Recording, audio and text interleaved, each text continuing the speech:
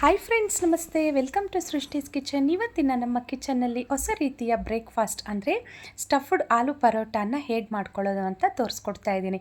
ಒಂದು 2 ಆಲೂಗಡ್ಡೆ ಇದ್ದರೆ ಸಾಕು, ಫಟಾಫಟ್ ಅಂತ ಒಂದು 10-15 ನಿಮಿಷದೊಳಗಡೆ ರೆಡಿಯಾಗೋ ಅಂಥ ಬ್ರೇಕ್ಫಾಸ್ಟ್ ರೆಸಿಪಿ ಇದು. ಬೆಳಗಿನ ಬ್ರೇಕ್ಫಾಸ್ಟ್ಗೆ ಹಾಕ್ಬೋದು ಅಥವಾ ಲಂಚ್ ಬಾಕ್ಸ್ಗೆ ಹಾಕ್ಬೋದು. ತುಂಬ ಟೇಸ್ಟಿಯಾಗಿರುತ್ತೆ. ಹಾಗಿದ್ರೆ ತಯಾರಿ ವಿಧಾನ ನೋಡೋಣ.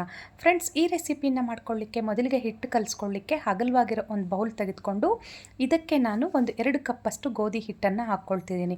ಇದಕ್ಕೆ ರುಚಿಗೆ ತಕ್ಕಷ್ಟು ಉಪ್ಪನ್ನು ಸೇರಿಸ್ಕೊಂಡು ಇದನ್ನೆಲ್ಲ ಸ್ವಲ್ಪ ಚೆನ್ನಾಗಿ ಬೆರೆಸ್ಕೊಳ್ತಾ ಇದ್ದೀನಿ. ಮೈದಾ ಹಿಟ್ಟು, ಗೋಧಿ ಹಿಟ್ಟು ಅರ್ಧ ಹಾಕ್ಕೋಬೋದು. ನಾನಿಲ್ಲಿ ಆರೋಗ್ಯದ ದೃಷ್ಟಿಯಿಂದ ಬರೀ ಗೋಧಿ ಹಿಟ್ಟನ್ನೇ ಯೂಸ್ ಮಾಡ್ಕೊಳ್ತಾ ಇದ್ದೀನಿ. ಎರಡನ್ನೂ ಚೆನ್ನಾಗಿ ಈ ರೀತಿ ಬೆರೆಸ್ಕೊಂಡಿದ್ದ ನಂತರ ಈಗ ಚೆನ್ನಾಗಿ ಕಾಯಿಸಿರುವಂಥ ಬಿಸಿ ನೀರನ್ನು ಹಾಕ್ಕೊಳ್ತಾ ಇದ್ದೀನಿ. ತಣ್ಣೀರಲ್ಲಿ ಕಲಿಸ್ಕೊಳ್ಳಿಕ್ಕೆ ಹೋಗಬೇಡಿ. ಈ ರೀತಿ ಬಿಸಿ ನೀರನ್ನು ಹಾಕ್ಕೊಂಡು ಮೊದಲಿಗೆ ಕೈ ಇಡ್ತೀರ, ಸುಡುತ್ತೆ. ಹಾಗಾಗಿ ಈ ರೀತಿ ಸೌಟಿಂದ ಎಲ್ಲ ಚೆನ್ನಾಗಿ ಮಿಕ್ಸ್ ಮಾಡಿಕೊಂಡು ಇದು ತಣ್ಣಗಾದಮೇಲೆ ಚಪಾತಿ ಹಿಟ್ಟಿಗೆ ಕಲಿಸ್ಕೊಳ್ತೀವಲ್ಲ ಆ ರೀತಿ ನೋಡಿ. ಈ ರೀತಿ ನೀರು ಒಂದೇ ಸರಿ ಹಾಕ್ತೀರ, ಸ್ವಲ್ಪ ಸ್ವಲ್ಪನೇ ಹಾಕ್ಕೊಂಡು ಬೆರೆಸ್ಕೊಳ್ಳಿ ಬಿಸಿ ನೀರನ್ನು. ಮೊದಲಿಗೆ ಈ ರೀತಿ ಸೌಟ್ ಸಹಾಯದಿಂದ ಎಲ್ಲ ಚೆನ್ನಾಗಿ ಮಿಕ್ಸ್ ಮಾಡಿಕೊಂಡು ಆನಂತರ ಇದನ್ನು ಚೆನ್ನಾಗಿ ಕೈಯಿಂದ ಕಲಿಸ್ಕೊಳ್ಬೇಕು. ನಾವು ಚಪಾತಿಗೆ ಕಲಿಸ್ತೀವಲ್ಲ ಹಾಗೆ ತೀರ ಮೆತ್ತಗೂ ಇರಬಾರ್ದು, ಹಾಗಂತ ತೀರ ಗಟ್ಟಿಯಾಗೂ ಇರಬಾರ್ದು.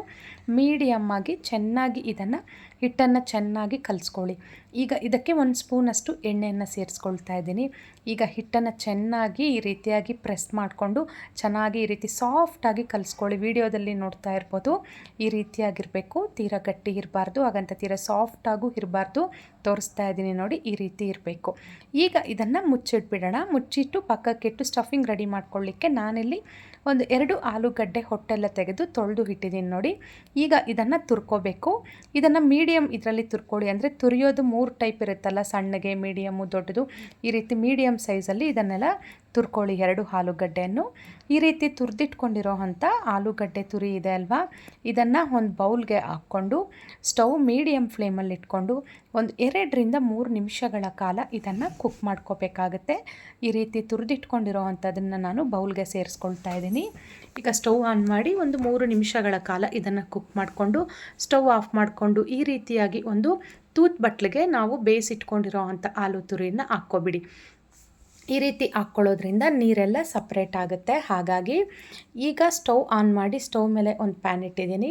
ಅದಕ್ಕೆ ನಾನಿಲ್ಲಿ 1 ಟೇಬಲ್ ಸ್ಪೂನಷ್ಟು ಎಣ್ಣೆ ಸೇರಿಸ್ಕೊಂಡು, ಎಣ್ಣೆ ಬಿಸಿ ಆದಮೇಲೆ ಸಣ್ಣದಾಗಿ ಹಚ್ಚಿಟ್ಕೊಂಡಿರೋದು 1 ಈರುಳ್ಳಿನ ಸೇರಿಸ್ಕೊಂಡು ಫ್ರೈ ಮಾಡ್ಕೊಳ್ತಾ ಇದ್ದೀನಿ. ಈರುಳ್ಳಿ ಸ್ವಲ್ಪ ಫ್ರೈ ಆದಮೇಲೆ ಒಂದು 2 ಹಸಿಮೆಣ್ಸಿನ್ಕಾಯಿ ಸಣ್ಣದಾಗಿ ಹಚ್ಚಿಟ್ಕೊಂಡಿರೋವನ್ನ ನಾನು ಇದಕ್ಕೆ ಹಾಕ್ಕೊಂಡು ಸೇರಿಸ್ಕೊಳ್ತಿದ್ದೀನಿ.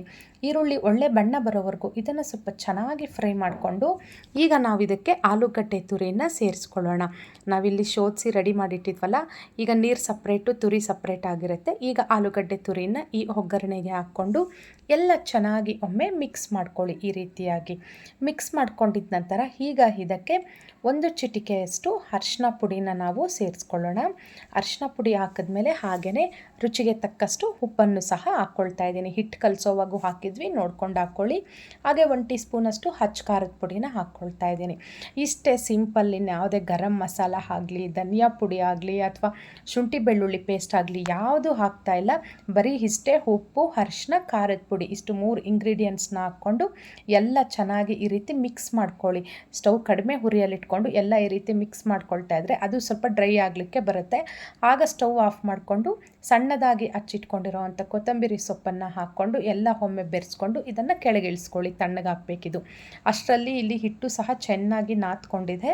ಇದನ್ನು ಎಲ್ಲ ಒಂದೇ ಸೈಜ್ ಉಂಡೆಗಳಾಗಿ ಮಾಡಿ ತಟ್ಟೆಗೆ ಹಾಕ್ಕೊಳ್ಳಿ. ಈ ರೀತಿಯಾಗಿ ಎಲ್ಲ ಒಂದೇ ಸೈಜಲ್ಲಿ ಮಾಡ್ಕೊಳ್ಳಿ. ಈಗ ಒಂದೊಂದನ್ನೇ ಚಪಾತಿಗೆ ನಾವು ಹೇಗೆ ಲಟ್ಟಿಸ್ಕೊಳ್ತೀವೋ ಅದೇ ರೀತಿಯಾಗಿಯೇ ಸ್ವಲ್ಪ ತೆಳುವಾಗಿರಬೇಕು. ಇನ್ನೊಂದು ಚಪಾತಿಗಿಂತ ಇನ್ನೊಂದು ರೌಂಡ್ ದೊಡ್ಡದಾಗಿರಬೇಕು. ಯಾಕೆ ಅಂತ ನಾನು ತೋರಿಸ್ತೀನಿ ನೋಡಿ. ಈ ರೀತಿಯಾಗಿ ಲಟ್ಟಿಸ್ಕೊಳ್ಳಿ. ಒಂದು ಚಪಾತಿ ಚಪಾತಿಗೆ ನಾವು ಹೇಗೆ ಲಟ್ಟಿಸ್ಕೊಳ್ತೀವೋ ಅದೇ ರೀತಿಯಾಗಿ ಲಟ್ಟಿಸಿ ಪಕ್ಕಕ್ಕಿಟ್ಕೊಳ್ಳಿ. ಈಗ ಇನ್ನೂ ಒಂದು ಲಟ್ಟಿಸ್ಕೊಳ್ಳಿ. 2 ರೆಡಿ ಮಾಡ್ಕೋಬೇಕಾಗುತ್ತೆ ನಾವು. ಒಂದು ಪರೋಟನ ರೆಡಿ ಮಾಡ್ಕೊಳ್ಳಿಕ್ಕೆ ನೋಡಿ ಎಷ್ಟು ತೆಳುವಾಗಿ ಲಟ್ಟಿಸಿದ್ದೀನಿ ಅಂತ. ಈ ರೀತಿ ತೆಳುವಾಗಿ ಮಾಡ್ಕೊಳ್ಳಿ. ನಿಮ್ಮ ಕೈಯಲ್ಲಿ ಎಷ್ಟು ಸಾಧ್ಯನೋ ಅಷ್ಟು ತೆಳುವಾಗಿ ಮಾಡಿಕೊಂಡು ಇದನ್ನು ಪಕ್ಕಕ್ಕಿಟ್ಟು ಈ ರೀತಿ 2 ರೆಡಿ ಮಾಡ್ಕೊಳ್ಳಿ. ಈಗ ಒಂದ್ರ ಮೇಲೆ ನಾವು ರೆಡಿ ಮಾಡಿ ಇಟ್ಕೊಂಡಿದ್ವಲ್ಲ ಸ್ಟಫಿಂಗು, ಅದನ್ನು ಈ ರೀತಿಯಾಗಿ ಮಧ್ಯಕ್ಕೆ ಸೇರಿಸ್ಕೊಳ್ಳಿ. ಕೊನೆವರೆಗೂ ಬೇಡ, ಯಾಕಂದರೆ ಕೊನೆಯಲ್ಲಿರೋದನ್ನು ನಾವು ತೆಗಿತೀವಿ. ಈಗ ಅದ್ರ ಮೇಲೆ ಇನ್ನೊಂದು ಚಪಾತಿನ ಈ ರೀತಿಯಾಗಿ ಇಟ್ಕೊಳ್ಳಿ. ಈ ರೀತಿ ಇಟ್ಟು ಅದರದ್ದು ಕೊನೆಯಲ್ಲಿರೋ ಎಲ್ಲ ಬೆರಳಿಂದ ಈ ರೀತಿಯಾಗಿ ಪ್ರೆಸ್ ಮಾಡಿಕೊಂಡು ಈ ರೀತಿ ಶಾರ್ಪ್ ಇರೋ ಅಂಥದ್ದು ಒಂದು ತಟ್ಟೆ ತೆಗೆದುಕೊಳ್ಳಿ, ರೌಂಡ್ ಶೇಪ್ ಇರೋ ಅಂಥದ್ದು. ಅದ್ರ ಮೇಲೆ ಈ ರೀತಿ ಪ್ರೆಸ್ ಮಾಡಿಕೊಂಡು ಈಗ ಸೈಡಲ್ಲಿರೋ ಹಿಟ್ಟನ್ನೆಲ್ಲ ತೆಗೆದಾಕ್ಬಿಡಿ. ಈ ರೀತಿ ನಾವು ಮಾಡ್ಕೊಳ್ಳೋದ್ರಿಂದ ಎಲ್ಲ ಒಂದೇ ಶೇಪಲ್ಲಿ ಒಂದೇ ಸೈಜಲ್ಲಿ ರೌಂಡಾಗಿ ಬರುತ್ತೆ. ನೋಡಲಿಕ್ಕೂ ಸಹ ತುಂಬ ಚೆನ್ನಾಗಿರುತ್ತೆ ಎಲ್ಲ ಒಂದೇ ಥರ ಬಂದರೆ. ಇದೇ ರೀತಿಯಾಗಿಯೇ ಒಂದೊಂದೇ ಮಾಡಿ ಪಕ್ಕಕ್ಕೆ ಇಟ್ಕೊಳ್ಳಿ. ಎರಡೆರಡು ಚಪಾತಿಗಳನ್ನು ರೆಡಿ ಮಾಡಿಕೊಂಡು ಕೆಳಗಡೆ ಒಂದಿಟ್ಟು ಅದ್ರ ಮೇಲೆ ಸ್ವಲ್ಪ ಸ್ಟಫಿಂಗನ್ನು ಹಾಕ್ಕೊಂಡು ಅದ್ರ ಮೇಲೆ ಇನ್ನೊಂದಿಟ್ಟು ಈ ರೀತಿ ಪ್ಲೇಟಿಂದ ಕಟ್ ಮಾಡ್ಕೊಳ್ಳಿ. ಯಾಕಂದರೆ ತುಂಬ ಸುಲಭ ಆಗುತ್ತೆ ನೋಡಿ, ಎಲ್ಲ ಒಂದೇ ಸೈಜಲ್ಲಿ ಬರುತ್ತೆ. ಈಗ ಇದನ್ನು ನಾವು ಫ್ರೈ ಮಾಡ್ಕೊಳ್ಳೋಣ. ಇಲ್ಲಿ ನಾನು ದೋಸೆ ಹೆಂಚಾಗಲಿ ಅಥವಾ ಚಪಾತಿ ಸುಡೋ ಹೆಂಚಾಗಲಿ ತೆಗೆದುಕೊಂಡಿಲ್ಲ. ಈ ರೀತಿ ಅಗಲವಾಗಿರುವಂಥ ಒಂದು ಪ್ಯಾನ್ ತೆಗೆದುಕೊಂಡು 2 ಟೇಬಲ್ ಸ್ಪೂನಷ್ಟು ಎಣ್ಣೆ ಸೇರಿಸ್ಕೊಳ್ತಿದ್ದೀನಿ.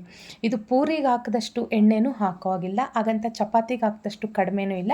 ಈ ರೀತಿ ಮೀಡಿಯಮ್ ಆಗಿ ನಾವು ಕುಕ್ ಮಾಡ್ಕೋಬೇಕು. ಈಗ ಚೆನ್ನಾಗಿ ಎಣ್ಣೆ ಕಾದ್ಮೇಲೆ ಹಾಕಿ ಒಂದು ಕಡೆ ಚೆನ್ನಾಗಿ ಅದು ಬೆಂದಿದೆ ಅಂತ ಅನ್ನಿಸ್ದಾಗ ಅದನ್ನು ಇನ್ನೊಂದು ಕಡೆಗೆ ಈ ರೀತಿಯಾಗಿ ತಿರುವಾಕ್ಕೊಳ್ಳಿ. ಎಣ್ಣೆ ಸಹ ಏನು ಜಾಸ್ತಿ ಎಳೆಯೋದಿಲ್ಲ ಇದು. ಈ ರೀತಿ ಇನ್ನೊಂದು ಕಡೆಗೂ ಸಹ ತಿರುವಾಕಿ ಎರಡೂ ಕಡೆ ಒಳ್ಳೆ ಬಣ್ಣ ಬರೋವರೆಗೂ ಇದನ್ನು ಫ್ರೈ ಮಾಡ್ಕೊಳ್ಳಿ. ನೋಡ್ತಿದ್ರೇ ಎಷ್ಟು ಚೆನ್ನಾಗಿ ಕಲರ್ಫುಲ್ಲಾಗಿ ಬಂದಿದೆ ಅಲ್ವಾ? ತಿನ್ನಲಿಕ್ಕೂ ಅಷ್ಟೇ ರುಚಿ ಇರುತ್ತೆ. ಎಕ್ಸ್ಪೆಷಲಿ ಮಕ್ಕಳಿಗೆ ತುಂಬ ಇಷ್ಟ ಆಗುತ್ತೆ ಈ ಪರೋಟ. ಈಗ ಎರಡೂ ಕಡೆ ನೋಡಿ ಈ ರೀತಿ ಒಳ್ಳೆ ಬಣ್ಣ ಬರೋವರೆಗೂ ಇದನ್ನು ಚೆನ್ನಾಗಿ ಕುಕ್ ಮಾಡಿಕೊಂಡು ಈಗ ಪಕ್ಕಕ್ಕೆ ತೆಗೆದುಕೊಳ್ಳೋಣ. ಇದೇ ರೀತಿಯಾಗೇ ಒಂದೊಂದೇ ನೀವು ನಿಧಾನಕ್ಕೆ ಸ್ಟವ್ ಮಧ್ಯಮ ಹುರಿಯಲ್ಲಿಟ್ಕೊಳ್ಳಿ. ಐ ಫ್ಲೇಮ್ ಇಟ್ಕೋಬೇಡಿ, ಕಲರ್ ಚೇಂಜ್ ಆಗುತ್ತೆ, ಒಳಗಡೆ ಎಲ್ಲ ಕುಕ್ ಆಗಿರೋದಿಲ್ಲ ಅಷ್ಟೇ. ನೋಡಿದ್ರಲ್ವ ಎಷ್ಟು ಕಲರ್ಫುಲ್ಲಾಗಿ ಬಂದಿದೆ ಆಲೂ ಸ್ಟಫ್ಡ್ ಪರೋಟ. ತುಂಬ ರುಚಿಯಾಗೂ ಇರುತ್ತೆ. ಈ ರೀತಿ ಮಾಡ್ಕೊಳ್ಳೋದ್ರಿಂದ ಎಲ್ಲ ಒಂದೇ ಸೈಜಲ್ಲೂ ಇರುತ್ತೆ ನೋಡಿ, ಎಲ್ಲ ಒಂದೇ ಸೈಜು ರೌಂಡ್ ಶೇಪು ತುಂಬ ಚೆನ್ನಾಗಿ ಬಂದಿರುತ್ತೆ. ಮಕ್ಕಳಿಗೆ ಲಂಚ್ ಬಾಕ್ಸ್ಗೆ ಹಾಕ್ಬೋದು ಅಥವಾ ಮಾರ್ನಿಂಗ್ ಬ್ರೇಕ್ಫಾಸ್ಟ್ಗೆ ಹಾಕ್ಬೋದು. ತುಂಬ ಟೇಸ್ಟಿಯಾಗಿರುತ್ತೆ. ಇದಕ್ಕೆ ಯಾವುದೇ ಚಟ್ನಿ ಆಗಲಿ ಅಥವಾ ಯಾವುದೇ ಸಾಗು ಆಗಲಿ ಏನೂ ಬೇಕಾಗಿಲ್ಲ. ಮೊಸರು ಹೊಟ್ಟಿಗೆ ತಿಂದರೆ ತುಂಬ ಚೆನ್ನಾಗಿರುತ್ತೆ ಈ ಆಲೂ ಸ್ಟಫ್ಡ್ ಪರೋಟ. ಈ ರೆಸಿಪಿ ಇಷ್ಟ ಆಗಿದ್ದಲ್ಲಿ ಲೈಕ್ ಮಾಡಿ, ಶೇರ್ ಮಾಡಿ, ಹಾಗೆ ಸಬ್ಸ್ಕ್ರೈಬ್ ಮಾಡ್ಕೊಳ್ಳಿ. Thanks for watching.